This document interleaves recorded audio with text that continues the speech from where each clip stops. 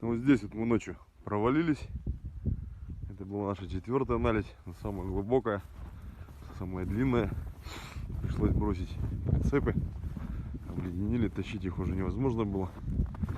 Приехали верхом на снегоходах. Вот тут порядка 200 метров мы плыли по колено в воде. Это долбливо.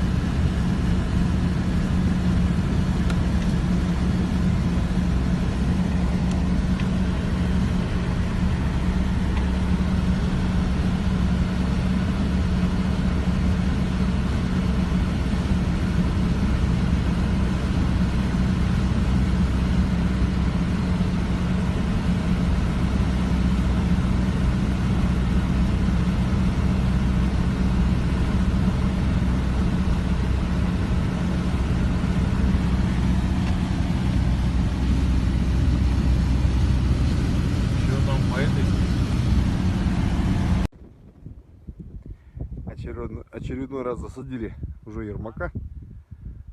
Снег стал липкий, солнце прижарило. Отказывается ехать, груза еще много везем. Все облипает от воды, потом пытаемся подняться в снег. Начинается проблема. 20 километров едем уже, часов, наверное, 6, если не соврать. Где-то километров 110 места. Пытаемся выехать обратно с избушки на 40 километре. Видимо, подвалило или надуло снега на речку. Подушка встает на камни. Воздух из-под нее выходит. Приходится прокапывать ей дорогу. Вот. Примерно как-то так.